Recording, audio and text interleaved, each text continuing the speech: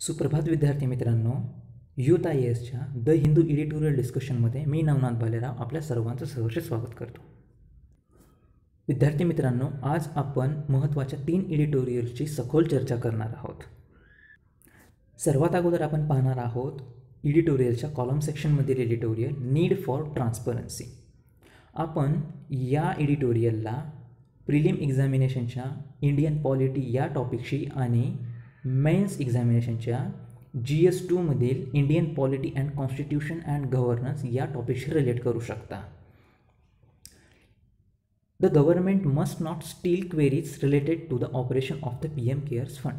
विद्यार्थी मित्रांनो, सध्या PM केअर फंड हा चर्चेतील मुद्दा आहे, कारण कोविड-19च्या पेंडेमिकच्या स्तरावरती सध्या देशातील लाखो लोकांनी, पब्लिक आणि प्रायव्हेट सेक्टरमधील लोकांनी PM केअर फंडमध्ये लाखो रुपयांचं डोनेशन दिलेलं आहे. परंतु गव्हर्नमेंटकडून या निधीवरती क्लेम केला जातो. त्यामुळे सुप्रीम कोर्टमध्ये या निधीबद्दल एक पिटिशन दाखल करण्यात आली होती. त्या पिटिशनवरती सुप्रीम कोर्टाने काही महत्त्वाचे निर्णय घेतलेले आहेत. त्यातील काही निर्णय या एडिटोरियलमध्ये सांगण्यात आलेले आहेत. त्यापैकी सर्वात महत्त्वाचे म्हणजे NDRF या निधीकडे PM केअर्स फंडमधील जो काही निधी आहे तो वळवण्यात येत होता. त्यावरती सुप्रीम कोर्टाने लगाम लावलेला आहे. सुप्रीम कोर्टाचं म्हणणं असं आहे की PM केअर्स फंड आणि NDRF या दोन्ही स्पेशल एंटिटी आहेत, त्यांचा एकमेकांशी काहीही संबंध नाही. त्यामुळे PM केअर फंडमधील जो काही निधी असेल तो निधी NDRF या संस्थेकडे वळवण्यात येऊ नये. आणि दुसरी गोष्ट म्हणजे पब्लिक चॅरिटेबल ट्रस्ट या नावाने PM केअर्स फंडला घोषित करण्यात आलेला आहे. कारण PM केअर्स फंडमध्ये जो काही निधी जमा झालेला आहे तो निधी देशातील लोकांनी डोनेट केलेला निधी आहे. त्यामध्ये कुठलाही गव्हर्नमेंटकडून बजेटरी सपोर्ट किंवा गव्हर्नमेंटच्या कुठल्याही निधीचा उल्लेख करण्यात आलेला नाही आहे. आणि याच कारणामुळे सुप्रीम कोर्टाने कॅगच्या कॅल्क्युलेशनमध्ये सुद्धा PM केअर्स फंडला वगळण्यात आलेला आहे. जसं की आपल्या सर्वांना माहीत आहे, कंट्रोलर अँड ऑडिटर जनरल हा देशाची पूर्ण निधी आणि देशाचा जो काही एक्सपेंडिचर आहे किंवा रिसिप्ट्स आहेत याबाबतचा लेखाजोखा ठेवतो. या लेखाजोख्यामधून PM केअर्स फंडला वगळण्यात आलेला आहे, बिकॉज हा डोनेटेड केलेल्या पैशांमधून जमा झालेला निधी आहे.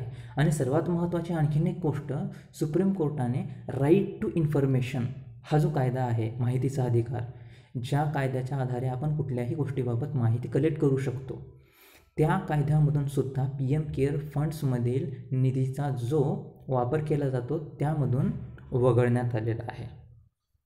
सर्वात महत्त्वाचा मुद्दा म्हणजे PM केअर्स फंडला पब्लिक चॅरिटेबल ट्रस्ट या नावाने घोषित करण्यात आलेलं आहे. त्यामागील कारण हेच की देशातील लाखो पब्लिक आणि प्रायव्हेट सेक्टरमधील लोकांनी स्वतःच्या सॅलरीमधून त्यामध्ये काही ना काही पैसे डोनेट केलेले आहेत आणि त्यामुळे गव्हर्नमेंट यावरती क्लेम करू शकत नाही. यामध्ये बरेच पब्लिक, प्रायव्हेट, कॉर्पोरेट सेक्टर यापैकी बऱ्याच लोकांनी मोठ्या प्रमाणामध्ये निधीमध्ये डोनेशन दिलेलं आहे. आणि सुप्रीम कोर्टाने यामध्ये अजून एक महत्त्वाची घोषणा केलेली आहे की या फंडमध्ये पब्लिक ऑथॉरिटी आहे, कारण या पब्लिक फंडमध्ये देण्यात आलेला पैसा पूर्ण पब्लिककडून आलेला आहे. सो दॅट या निधीवरती पूर्णपणे लोकांचा अधिकार आहे, जे की लोकांच्या वेलफेअरसाठी, कल्याणासाठी त्याचा उपयोग करण्यात येईल. तिसरी महत्त्वाची गोष्ट म्हणजे जसं की आपण सध्याला माहिती आहे की कोविड-19 हा पेंडेमिक चालू आहे. या पेंडेमिकमध्ये गव्हर्नमेंटने PM केअर फंडमधून NDRF डिझास्टर मॅनेजमेंटसाठी आणि कोविड-19साठी एक वेगळी एंटिटी तयार करावी आणि त्याकडे PM केअर फंडमधील निधी वळवावा अशा प्रकारे विचार केला होता. परंतु PM केअर फंडमध्ये जे मेन एक्स ऑफिशियो चेअरमन म्हटलं जातं ते स्वतः PM असतात आणि जे कॅबिनेट मिनिस्टर्स आहेत ते या फंडचे ट्रस्टीज समजले जातात. त्यामुळे यावरती गव्हर्नमेंट कुठलाही अधिकार करू शकत नाही. सो दॅट या फंडमध्ये जो काही पैसा येईल तो लोकांच्या कल्याणासाठी वापरला जाईल, ना की कुठल्या स्टेटच्या NDRF संस्थेकडे वळविला जाईल. दुसरं सर्वात महत्त्वाचं एडिटोरियल म्हणजे China Russia ties as a major determinant. China आणि रशिया या दोघांच्या रिलेशनवरती, बायलॅटरल रिलेशनवरती हे एडिटोरियल डिपेंडंट आहे. यामध्ये a proper analysis of the partnership between Beijing and Moscow is critical to India's foreign policy calculus. जसं की आपण सध्या सर्वांना माहीत आहे, चायना, रशिया आणि इंडिया हे तीनही देश एकमेकांच्या जवळ असलेले देश आहेत. त्यामध्ये भारताची रशियासोबतची मैत्री ही खूप जुनी आहे. परंतु सद्यस्थितीमध्ये इंडिया, चायना, रशिया या तिघांमध्ये थोड्या प्रमाणामध्ये चायना आणि इंडिया यामध्ये जास्तीत जास्त तणावाचं वातावरण निर्माण झालेलं आहे. त्यामुळे इंडियाची जी फॉरेन पॉलिसी आहे त्याच्या कॅल्क्युलेशनमध्ये किंवा त्याच्या काही स्ट्रॅटेजीजमध्ये कशा प्रकारे विचार केला जावा यासाठी काही गोष्टी ऑथरने आपल्याला सांगितलेल्या आहेत, त्या आपण सविस्तरपणे पाहू. मित्रांनो, जून 2019मध्ये चायनाचे जे राष्ट्राध्यक्ष आहेत शी जिनपिंग यांनी असे उद्गार वापरले होते की president of Russia is my best friend. कारण आपल्याला सर्वांना माहीत आहे चायना आणि रशिया दोन्ही कम्युनिस्ट कंट्रीज आहेत. दोन्हीकडे राजेशाही, मोनार्की म्हणजे कम्युनिस्ट पार्टीचा जास्त प्रभाव आहे आणि भारतामध्ये लोकशाही आहे. त्यामुळे या दोन कम्युनिस्ट देश आणि आपला लोकशाही देश, यामुळे त्यांच्यासोबत ज्या काही आपल्या डिप्लोमॅटिक रिलेशनशिप आहेत किंवा ज्या आपण फॉरेन पॉलिसी त्यांच्या संदर्भात डिझाईन करणार आहोत त्याबाबत काही गोष्टींच्या सखोलता लक्षात घेतली पाहिजे. त्यामध्ये सर्वात महत्त्वाचे म्हणजे यामध्ये इंटरमिडिएटर येतो तो म्हणजे अमेरिका. कारण अमेरिका आणि रशिया या दोघांमध्ये जो घडलेला कोल्ड वॉर आहे तो आपल्या सर्वांनाच परिचित आहे. परंतु सद्यस्थितीमध्ये अमेरिका, रशिया या दोघांच्याही पुढे जाण्याचा प्रयत्न करतोय तो म्हणजे चायना. तेही त्याच्या काही पॉलिसीमुळे, स्ट्रिंग ऑफ पर्ल्स पॉलिसी, दुसरी पॉलिसी म्हणजे डम्पिंग पॉलिसी, ज्यामध्ये लाखो रुपयांचे, करोडो रुपयांचे कर्ज दुसऱ्या देशांना देऊन त्या देशावरती स्वतःची हेजेमॉनी क्रिएट करणारा चायना हा देश ठरलेला आहे. या इकॉनॉमीच्या जोरावरच चायना हा अमेरिकेची जी सध्या स्थिती आहे, पूर्ण देशामध्ये जो अमेरिकेचा एक दबदबा आहे तो स्वतःच्या बाबतीत निर्माण करण्याचा प्रयत्न करतो आहे.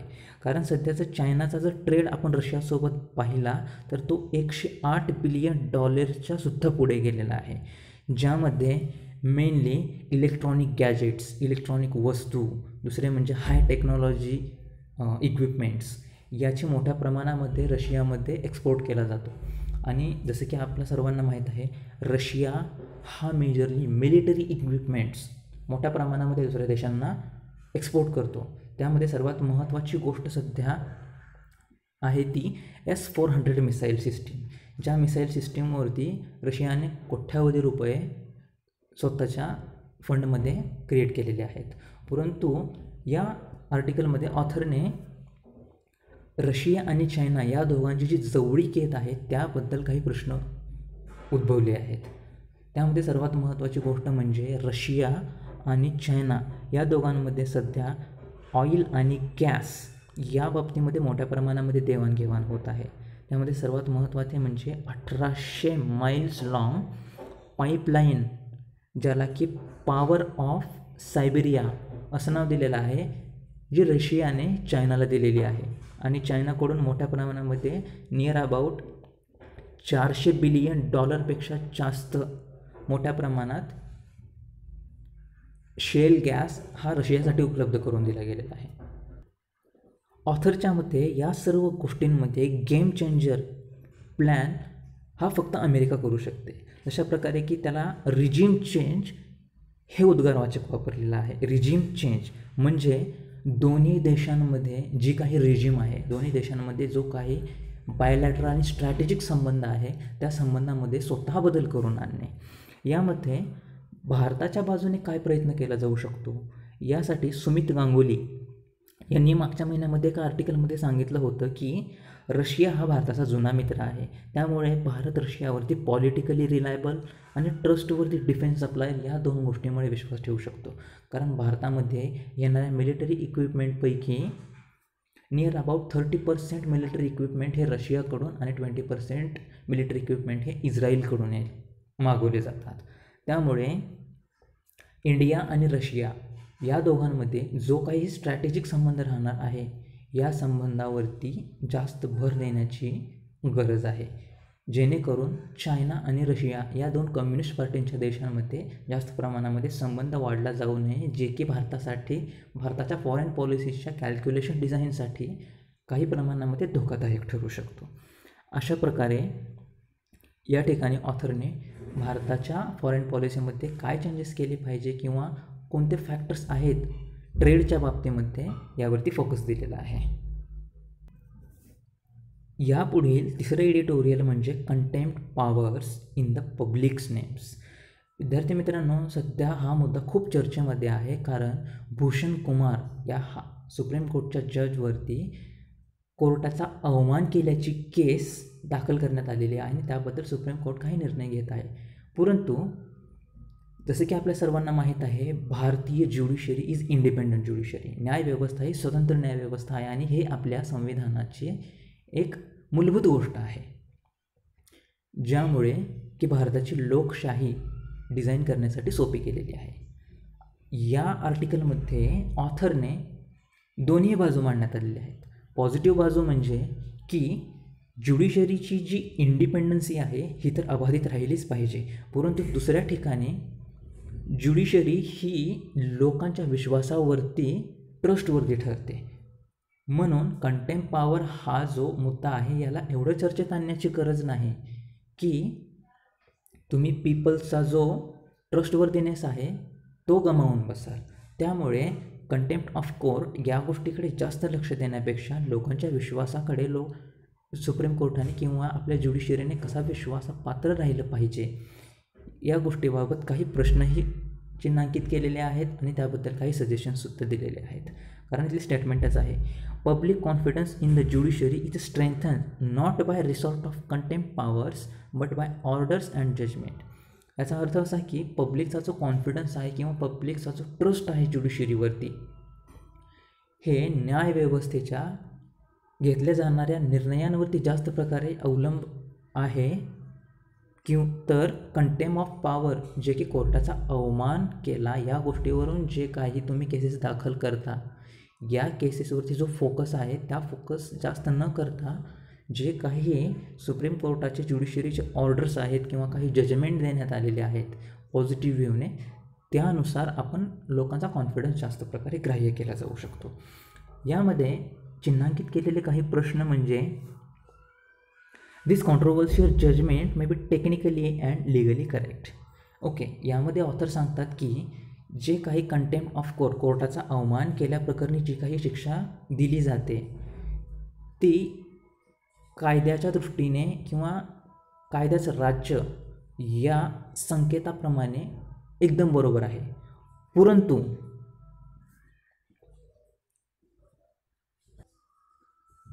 Contempt of court, civil court याला जास्त इम्पॉर्टन्स दिला पाहिजे किंवा क्रिमिनल कंटेम्प्ट जे आहेत यामध्ये कोर्टाने काय सुधारणा केल्या पाहिजे ह्याविषयी या आर्टिकलमध्ये डिस्कशन करण्यात आलेलं आहे, ज्याची आपण सखोल चर्चा करणार आहोत. मित्रांनो, जसे की आपल्या देशामध्ये लोकशाही आहे, आपल्या देशामध्ये लिबरलिझमसुद्धा आहे, त्यामध्ये कॉन्फिडन्स जो आहे, लोकांचा जो विश्वासार्हता आहे आपल्या न्यायव्यवस्थेच्या बाबतीत, ही न्यायव्यवस्थेच्या बाबतीतली विश्वासार्हता लोकांच्या हक्कांच्या संरक्षणातून खूप मोठ्या प्रमाणावरती मिळवली जाते. कारण सुप्रीम कोर्टाचे काही निर्णय या ठिकाणी सांगण्यात आलेले आहेत, ज्यापैकी सर्वात महत्त्वाचा निर्णय म्हणजे आर्टिकल 370च्या बाबतचा निर्णय आणि CAA कॉन्स्टिट्यूशन अमेंडमेंट, सिटिझनची जी कॉन्स्टिट्यूशन अमेंडमेंट झाली होती त्या बाबतीमध्ये या ठिकाणी फोकस केलेला आहे. कारण डेमोक्रेसीचा सेंट्रल पिलर हा रूल ऑफ लॉ आहे. त्यामध्ये सुप्रीम कोर्टाने जे काही निर्णय घेतलेले आहेत, जसे की 2019मध्ये शबरीमाला टेम्पल बाबतीमध्ये घेण्यात आला होता. शबरीमाला टेम्पलच्या बाबतीत सुप्रीम कोर्टाने जे लोकांचे फंडामेंटल राईट्स आहेत त्या गोष्टीला उचलून धरलं, ना की त्यांचे धार्मिक काही गोष्टी, ज्यामध्ये की काही धार्मिक गोष्टींमध्ये आर्टिकल 25मध्ये काही प्रमाणामध्ये एक्सेप्शन देण्यात आलेलं आहे. या ठिकाणी ऑथरने अजून एक गोष्ट सर्वात महत्त्वाची सांगितलेली आहे, जी की NJSC national judicial appointment commission.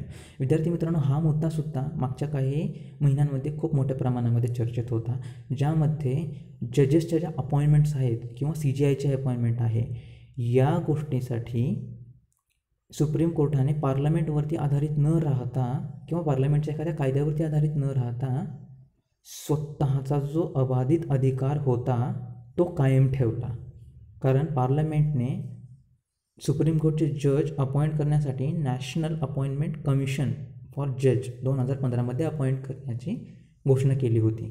परंतु या निर्णयाला सुप्रीम कोर्टाने सपशेल विरोध करत स्वतःचा जो स्वातंत्र्यतेचा हक्क आहे तो मोठ्या प्रमाणामध्ये अबाधित ठेवला.